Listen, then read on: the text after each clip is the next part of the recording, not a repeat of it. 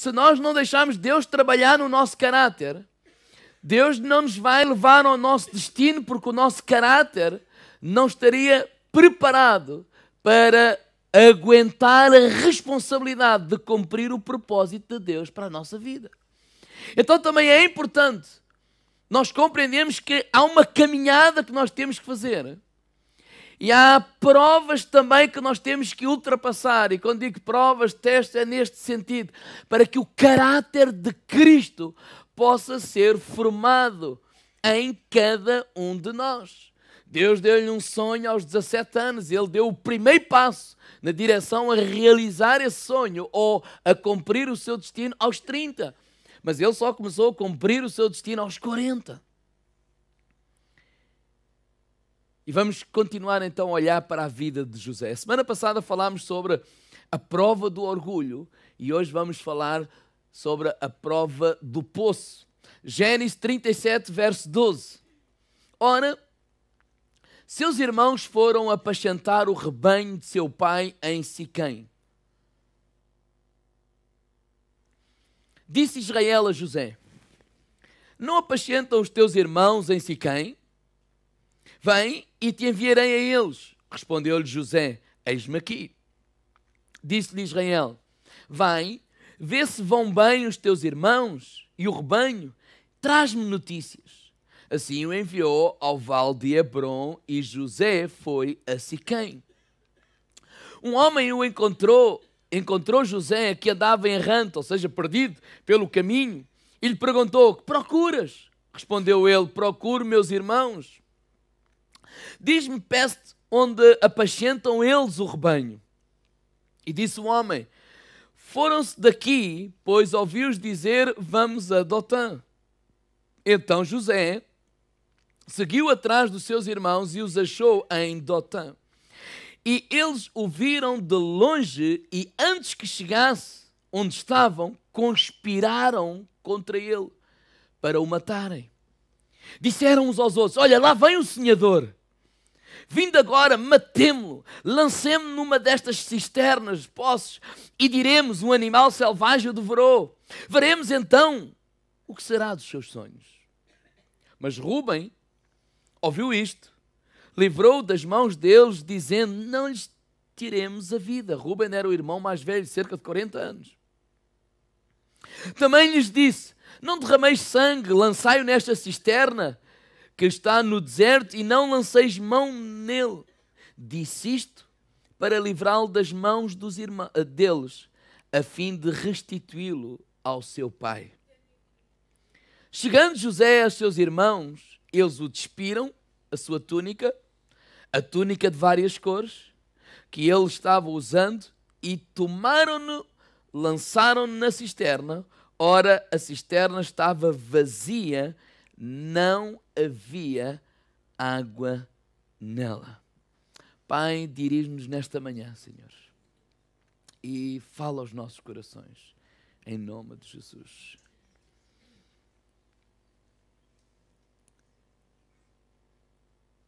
Jacó pede a José para ir ter com os irmãos. Estavam a apacentar o rebanho. E ele foi, perdeu-se por caminho, mas lá encontrou o caminho e foi até lá.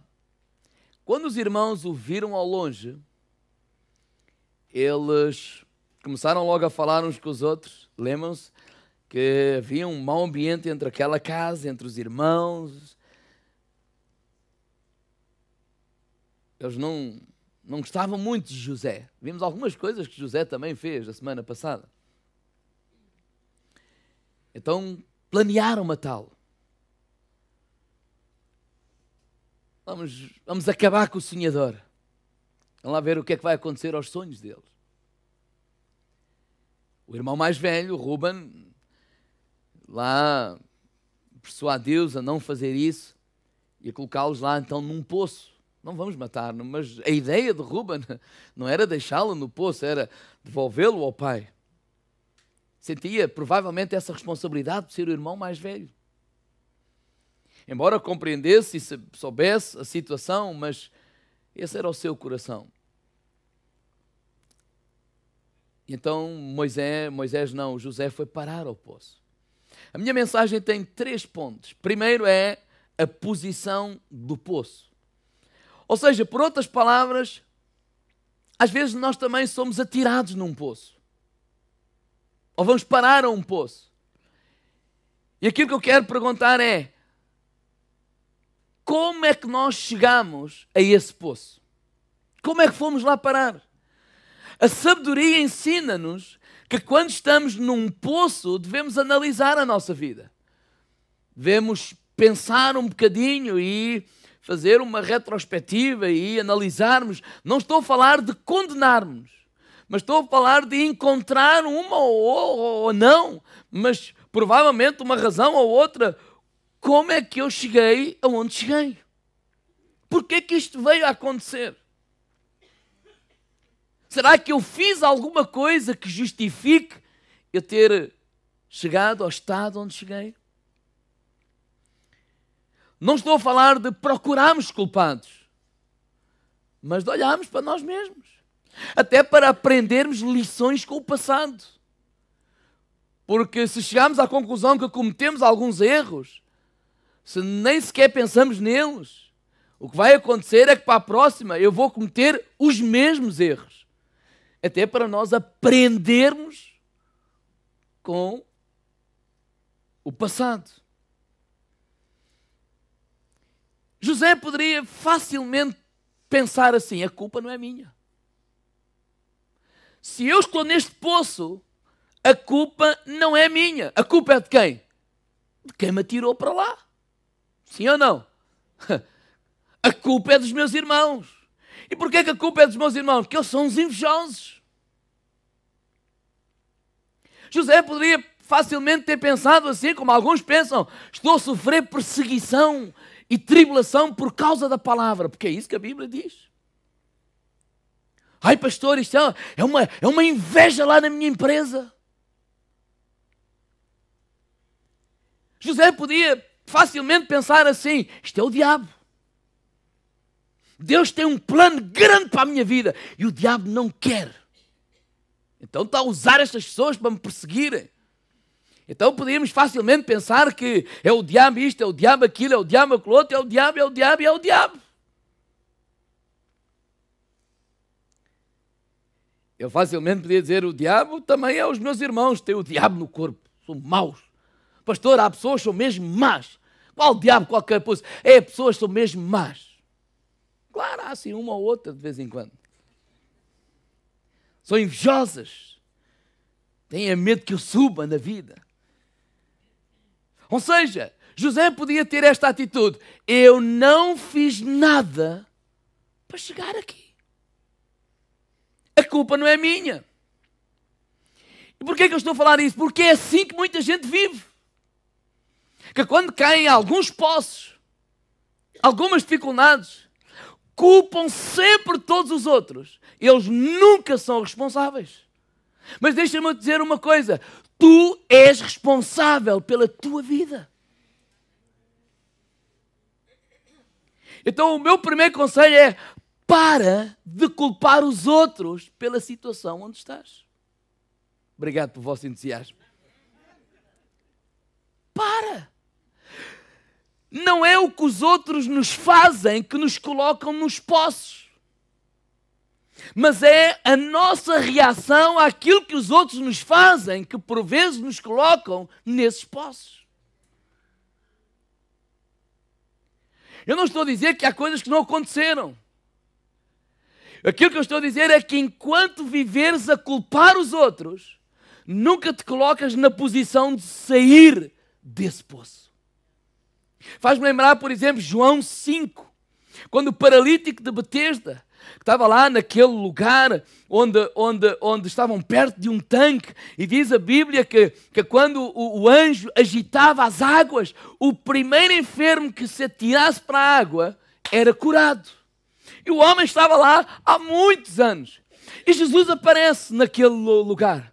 E Jesus escolheu aquele homem e olhou para ele e fez-lhe uma pergunta simples e objetiva: queres ser curado?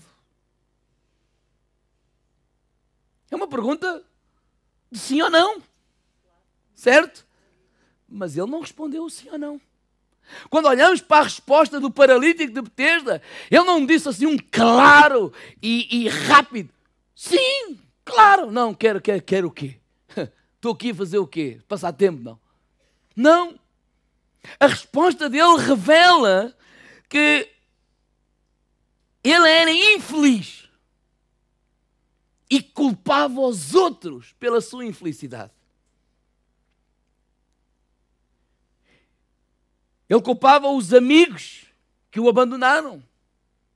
Porque ele disse uma coisa muito simples a Jesus: olha, não há ninguém que me coloque na água, que me ajude quando as águas ficam agitadas. Ou seja, o meu problema são as pessoas que me abandonaram. Mas ele olha para os colegas, que no fundo ele está ali há tantos anos, e outras pessoas, não como colegas, mas como adversários. Porque olha, ninguém me coloca lá dentro. E quando eu vou tentar, o outro vai e atira-se primeiro. Então os colegas são adversários.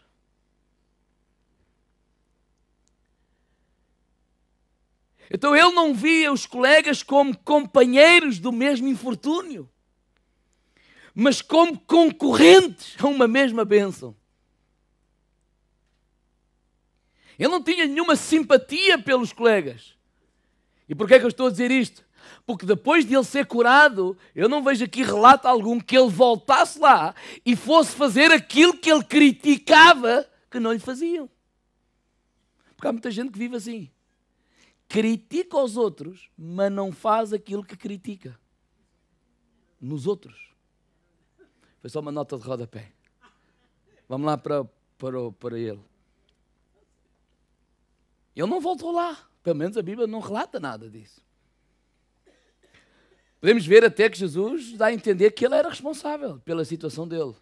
Quando João 5,14, depois de ele estar curado no templo, Jesus disse assim, mais tarde Jesus o encontrou no templo e disse, olha, agora já estás curado, não peques mais para que não te suceda coisa pior. Parece que dá a entender que a enfermidade foi resultado de algumas faltas que ele cometeu. Não significa, ou isto não quer dizer que toda a doença seja consequência do pecado ou algumas faltas que alguém cometa. Não estou a dizer isso, estou a dizer para este caso específico. Mas onde eu quero chegar é que muitas vezes nós nos colocamos na posição deste paralítico de Betesda. Situação de vítimas indefesas dos homens e das circunstâncias e sentimos prejudicados, ofendidos, injustiçados. E a verdade é esta, se continuarmos a pensar dessa forma, tornamos-nos cada vez mais amargos, mais impotentes e menos capazes de experimentar uma mudança significativa nas nossas vidas. Porque tudo o que fazemos é culpar os outros. Por isso é que eu disse, é muito bom encontrar na nossa alma, porque é que eu estou aqui? Por exemplo, há pessoas que têm problemas financeiros. E tudo o que fazem é culpar a economia. Mas às vezes nem sequer pensam que às vezes estão a gastar mais do que o que ganham.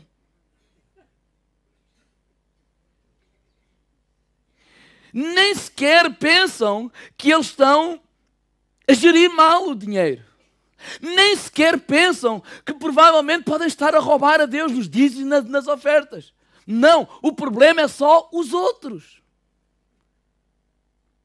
E enquanto nós também não pararmos e olharmos para nós, sim, isto pode ter acontecido, sim, aquilo pode ter acontecido, e eu? Será que contribuí também de alguma forma para que isto acontecesse? Porque esta é a verdade. Os irmãos aborreciam, mas aborreciam porquê? Ele não fez nada? José nessa altura era excessivamente confiante. A sua autoconfiança natural, intensificada pelo facto de ser o favorito do seu pai. E por conhecer o desejo de Deus para a sua vida, que era grande, fez com que ele tomasse algumas atitudes, que falámos a semana passada, por exemplo, o orgulho, que não ajudaram em nada para um bom relacionamento entre os irmãos. Vimos ainda a semana passada que ele tinha esta má mania de vir ao pai fazer queixa dos irmãos, ou seja, dizer mal dos outros. Faz lá isso e vais ver se isso vai contribuir para um bom relacionamento. Ou seja, não estamos aqui a dizer que eles são vítimas e que o José é que é o mau. Não, nada disso. Mas estamos a dizer assim, às vezes nós contribuímos para que algumas coisas aconteçam. Ainda que seja de forma involuntária. Então é bom nós refletirmos acerca disso. Pensarmos acerca disso. E orarmos a Deus acerca disso. Porque algumas pessoas o que precisam não é que nós nos dêem dinheiro. Porque se você der 50, ele vai continuar no buraco. Se der 100, ele vai continuar no buraco. Se lhe der 500, ele vai continuar no buraco. E se der 1 milhão, ele vai continuar no buraco. Sabe porquê? Porque se ele não mudar a sua maneira de gerir, ele vai sempre parar ao buraco. Então ele precisa de aprender. Espera lá, o problema não é a falta de dinheiro. Primeiro, eu também tenho que mudar. Porque senão não há dinheiro que alguém me possa dar, que me possa ajudar. Ajuda-me de um tempo, mas vai parar o mesmo. Certo? Então, porquê que eu estou ali? Levar-nos a nós pensarmos e refletirmos e orarmos acerca disso. Segundo ponto da minha mensagem é a perspectiva do poço. Ou seja, o que é que Deus está a fazer na minha vida? Nós podemos, porque esta é a verdade, quem é que deu o sonho a José? Foi Deus. Quem é o Senhor das nossas vidas? É Deus. Às vezes há coisas que acontecem na nossa vida, sim, é verdade, mas Deus não nos perdeu de vista. Deus ama-nos. E às vezes Ele pode permitir alguma coisa para nos querer moldar em alguma área ou para querer nos ajudar a moldar o nosso caráter em alguma área que de outra forma nós nunca aprenderíamos a lição. Então, eu posso olhar para o poço na perspectiva humana. A perspectiva humana diz assim, esta gente é má, toda a gente é má, toda a gente está-me a perseguir, e estes meus irmãos são maus, tudo é mau, está tudo errado. Isso é a perspectiva humana. Nós podemos olhar na perspectiva de Satanás. E a perspectiva de Satanás qual é? Condenação. Apocalipse 12:10 diz que Satanás é o acusador dos irmãos. Então tudo o que ele faz é acusar, tudo o que ele faz é condenar. E há uma diferença entre convicção e condenação. Quando eu estou a falar convicção, estou a falar de algo específico. Quando nós buscamos a Deus, será que eu fiz alguma coisa? E quando Deus traz essa convicção que há áreas que eu preciso mudar, Ele não me está a condenar, está-me a ajudar. Mas é algo específico. Mas condenação é generalizado. Condenação é isto. Tu não prestas. Tu nunca vais ser ninguém na vida.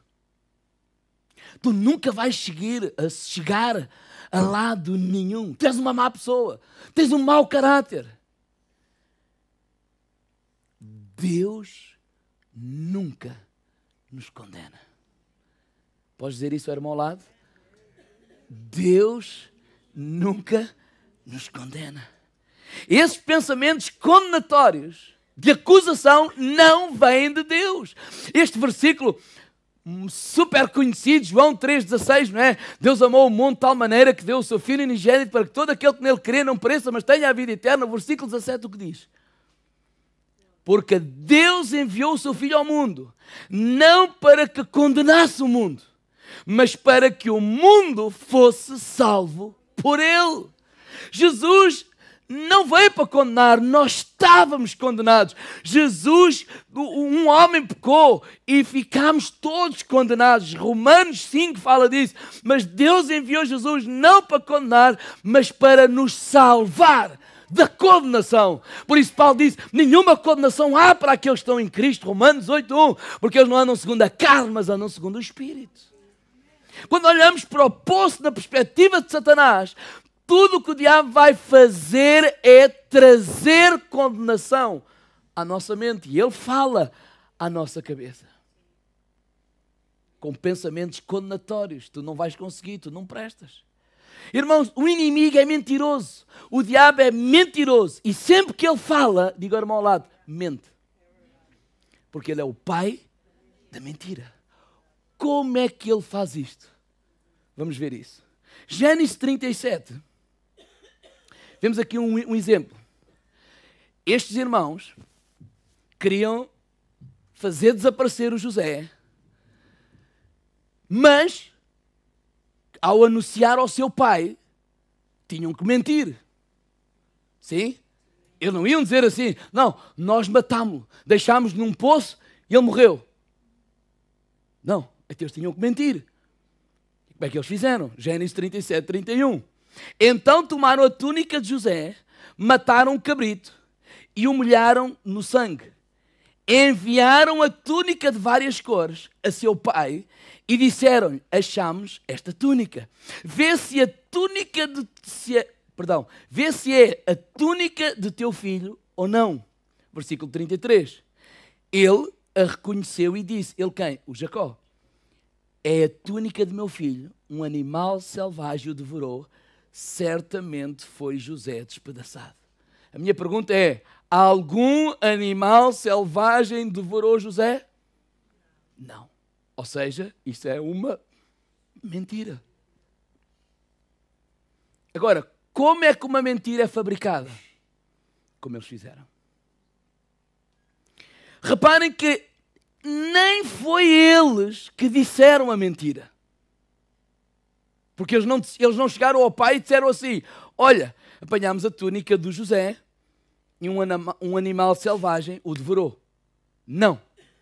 Eles fabricaram uma evidência. Qual foi? Mataram um animal e sujaram a túnica com o sangue do animal.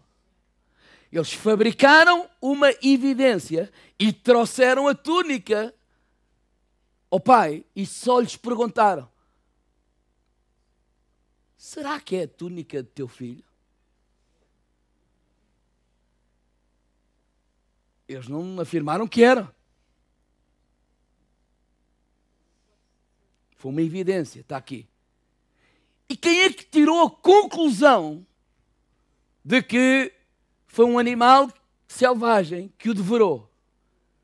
Foi o pai. Ninguém lhe disse isso. Foi o pai que disse assim, certamente um animal selvagem o devorou. E o pai viveu 22 anos preso a uma mentira.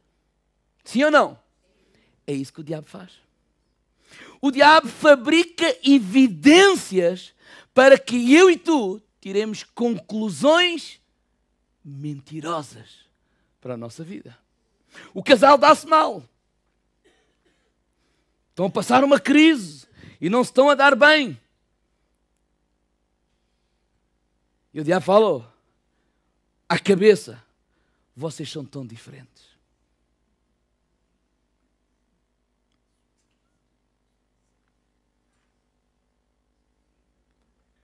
E qual é a conclusão que nós tiramos? Ou que algumas pessoas tiram?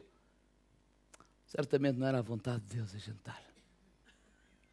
Porque se fosse, a gente não era tão diferente. Mas alguém casaria com outra pessoa igualzinha assim?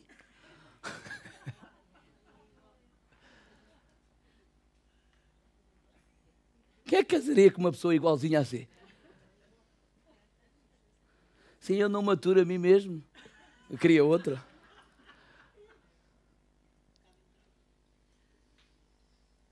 Cria evidências, uma dor no peito. Tens um tio, já morreu assim. Ninguém lhe disse isso. Mas isso veio à sua cabeça. Certamente tem a mesma doença que ele.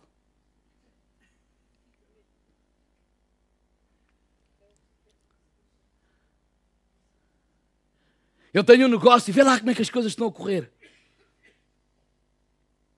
Não estão a correr bem. Há uma evidência. E qual é a nossa conclusão? eu nunca vou ter sucesso nos negócios. O diabo coloca evidências, ou fabrica evidências, para que nós tiremos conclusões que nada têm a ver com a palavra de Deus. Porque o diabo é mentiroso. Pai da mentira. Qualquer coisa que ele fale, diga ao irmão ao lado, é mentira. Ou nós podemos olhar para o poço na perspectiva de Deus. Deus não me perdeu de vista. Deus não ia comigo ao colo, né? e tropeçou ao meio caminho, deixou-me cair, eu andei ali meia dúzia de anos, e até que Deus, ai que eu perdi-o, deixa cá pegar nele. Ai, finalmente Jesus me encontrou. Não, Deus não te deixa cair. Eu posso não perceber porque é que estou no poço naquela altura. Eu posso não perceber porque é que isto está a acontecer à minha vida. Posso ter até chegar a essa conclusão, mas eu não fiz nada que eu veja, que eu perceba. E porquê é que isto aconteceu? Posso até me sentir que Deus me abandonou, mas há uma coisa, Deus não te abandonou. E a perspectiva de Deus é que através dessa dificuldade, Ele vai continuar a construir o caráter de Cristo na tua vida. Para que tu sejas preparado para cumprir o destino que Deus tem para a tua vida. Terceiro e último ponto. Qual é o propósito do poço?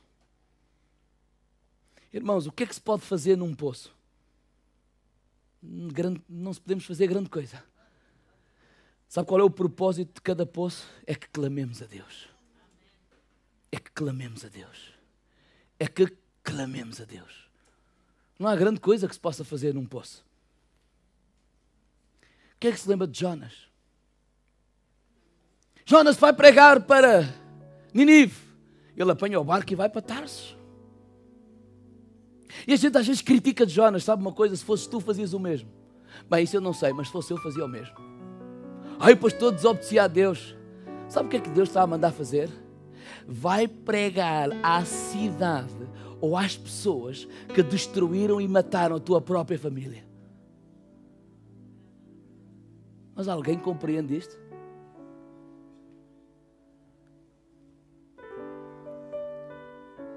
Mas Deus lhe ensinou que o amor de Deus é um amor incondicional. Através de todo um processo, até que terminou na Aboboreira. Mas quando ele estava lá em Tarso, foi atirado ao mar e foi parar à barriga de um peixe. Lá, Jonas 2:1 diz: corou Jonas ao Senhor, seu Deus, das entranhas do peixe e disse: na minha angústia clamei ao Senhor, e Ele me respondeu, do ventre do inferno gritei, e tu ouviste a minha voz. Sabe qual é o propósito do poço? Clames ao Senhor. Versículo 6, mas tu fizeste subir a minha vida da cova, ó meu Deus. Eu creio que quando nós caímos de joelhos e dizemos: Senhor, eu não estou aqui para culpar o A, o B, o C, o D. Eles podiam ter sido usados, não sei por quem, até pelo inimigo, para que isto acontecesse. Mas eu clamo a Ti, Senhor. Tu és aquele que salva, que cura e que liberta. Fala-me, ensina-me, instrui, capacita-me a reconhecer qual é a Tua vontade e o que é que Tu queres fazer na minha vida. Eu creio que foi quando José fez isso, que Judá, um dos irmãos de José, teve outra ideia. Epá, não vamos deixar o rapaz ali, ele morre e a gente não ganha nada com isso. Vinha a passar uma caravana e eles venderam José. Aí começou a libertação de Deus. Não, ele não vai morrer porque há um sonho e ele vai cumprir um destino. O nosso papá nunca te vai deixar ficar no poço. Nunca. Porque esse não é o propósito. O propósito é que nós clamemos a Deus e possamos olhar para esse poço na perspectiva de Deus. Sim, é verdade, eles fizeram mal. Sim, é verdade, eles disseram, não deviam ter dito. Sim, é verdade, eles fizeram, não deviam ter feito. Mas também é verdade que por causa do que eles fizeram, veio ao de cima um Mário que eu pensava que já não era. Veio ao de cima algumas coisas no meu caráter que eu tenho vergonha daquilo que eu disse, daquilo que eu fiz. Ou eu posso ter assim, não, pastor, eu disse porque, quem não sente não é filho de boa gente. Continua com essa conversa. Não passas o teste. Mas eu posso dizer assim, sim, é verdade, o que eles fizeram está tudo errado. Mas isso mostrou-me também algumas atitudes que eu ainda tenho e pensava que não tinha. Senhor, lida comigo, Senhor. Eu não quero saber da vingança, eu não quero saber do que eles fizeram, porque a verdade é assim, se tu tens um propósito para a minha vida, não há irmão, não há pastor, não há ninguém que possa impedir aquilo que Deus quer fazer na tua vida. Só tu podes impedir.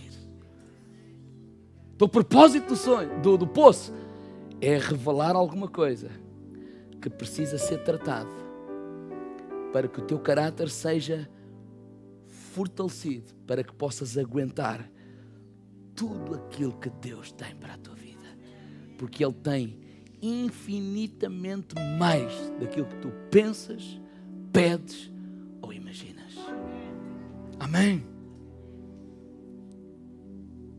Então,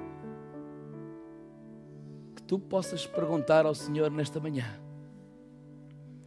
o que é que tu queres falar comigo, Senhor, através desta mensagem? Podemos fazer essa pergunta? Podemos ficar de pé? Senhor, o que é que tu queres falar comigo? Senhor, o que é que tu me queres dizer?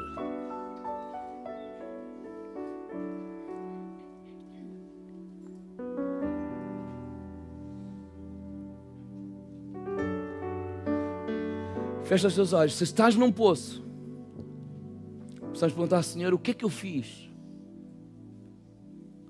O que é que eu preciso de aprender para não voltar a fazer, para não voltar a cair nesse poço? Igreja, não na perspectiva de Satanás, que só quer é condenação. Deus não nos quer condenar. Mas eu quero que vejas a perspectiva de Deus. Eu quero que entendas a propósito desse poço. Porque entre um sonho e o seu destino, entre o sonho e cumprirmos o propósito de Deus para a nossa vida, há uma caminhada. E essa caminhada não é perca de tempo, é preparação para entrarmos no melhor de Deus. Se calhar eu penso que já estou preparado e não estou.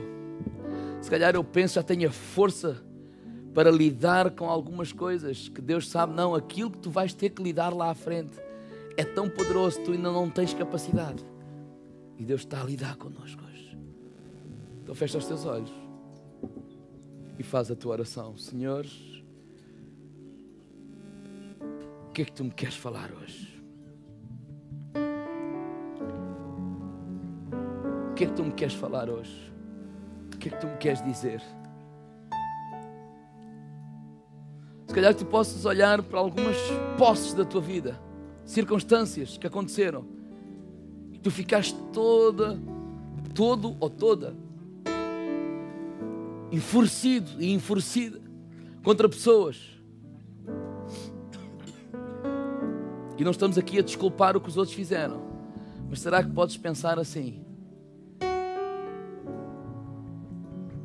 o que os outros fizeram revelou uma parte do meu caráter que eu pensava que já não era, que eu pensava que já não agia, que eu pensava que já não dizia, que eu pensava que era muito mais espiritual, tinha muito mais fé, tinha muito mais amor, e afinal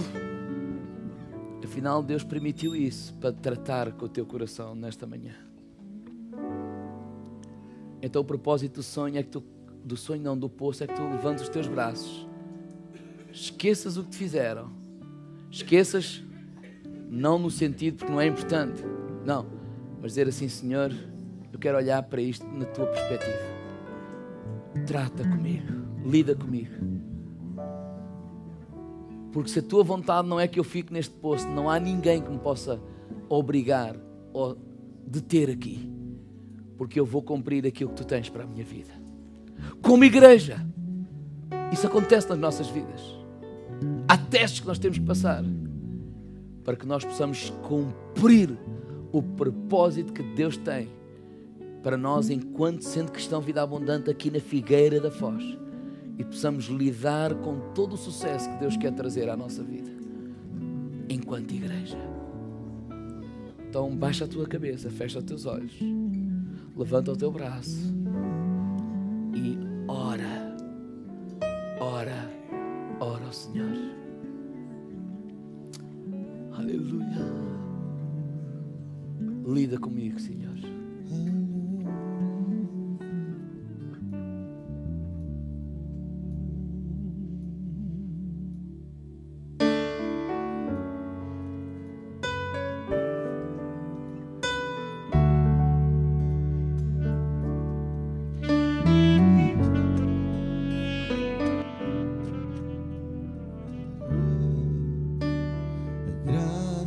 Graça gloriosa,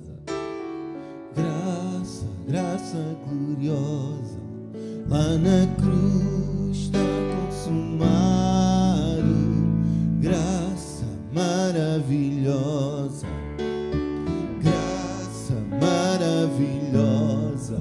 lá na cruz está o meu pecado.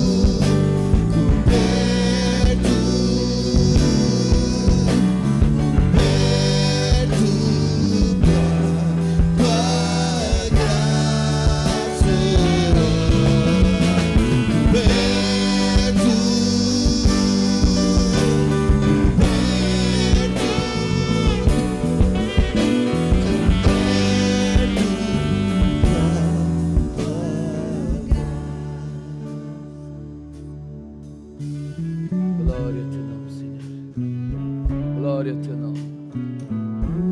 Lida conosco, Senhor. Lida comigo. Podes dizer isso? Lida comigo, Senhor. Há áreas na nossa vida que nós já identificamos. Já nos propusemos também mudar. 1, 2, 3, 4. Já caímos várias vezes nas mesmas coisas. E eu estou a dizer isso não para te condenar, mas é a graça de Deus. O que Deus disse ao Paulo: a minha graça te basta. Então Jesus, aquilo que Ele está a querer fazer com cada um de nós nesta manhã não é nos condenar, mas é dizer: a minha graça está sobre ti. Vá lá, não olhes na perspectiva humana, não olhes para as pessoas com uma razão do teu problema, não olhes na perspectiva de Satanás. Tudo o que ele diz é mentira. Eu vou continuar a ser o Senhor da tua vida e eu vou-te continuar a conduzir até ao propósito que eu tenho para a tua vida. Levanta o teu braço para orarmos. Deus, fortalece cada vida nesta manhã, Senhor. Mostra-nos, dirige-nos, possamos ver aquilo que tu vês, e acima de tudo, mesmo que não possamos ver, possamos permanecer fiéis, sabendo que és Tu que nos levarás mais além, em nome de Jesus. És Tu que nos estás tirando desse poço, em nome de Jesus. E que ninguém tem que temer o poço, porque Tu és o nosso papá, que nos tiras do poço, em nome de Jesus. Em nome de Jesus. Ele está a tirar desse poço. Ele está a tirar desse poço. Ele está a tirar desse poço. Ele está a tirar desse poço. Ele está a tirar desse poço. Levanta os teus braços para Ele e diz: Senhor, Tu és aquele que salvas, que cura, que libertas. Tu és aquele que me restauras. E eu confio na Tua graça, que me está conduzindo, que me está levando mais além. E aquilo que é o Teu plano, aquilo que é o Teu propósito, aquilo que é o Teu sonho para a minha vida, se cumprirá na íntegra. E todo o povo de Deus diz comigo: amém. Levanta o teu braço e glorifica o Senhor nesta manhã.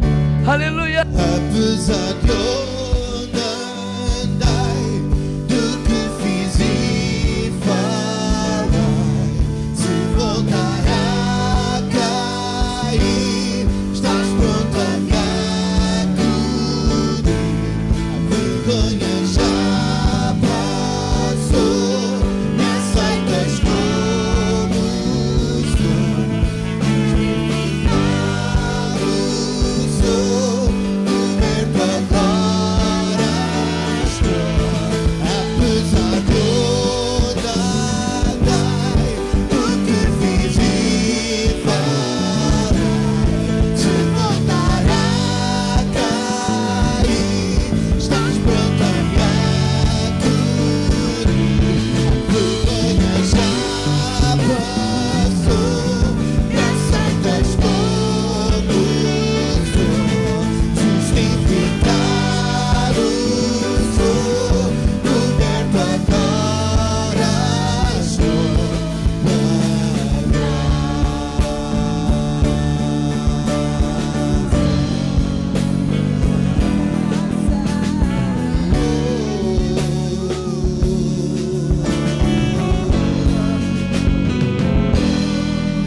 Vamos juntos dizer: coberto, coberto, coberto, coberto pela Tua graça, coberto, coberto, coberto pela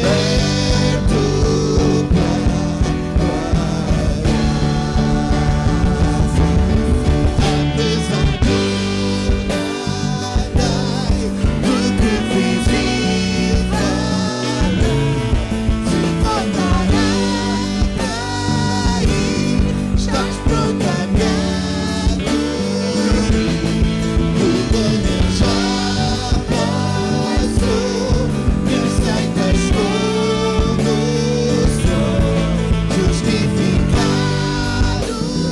sou, coberto agora estou. Tua graça,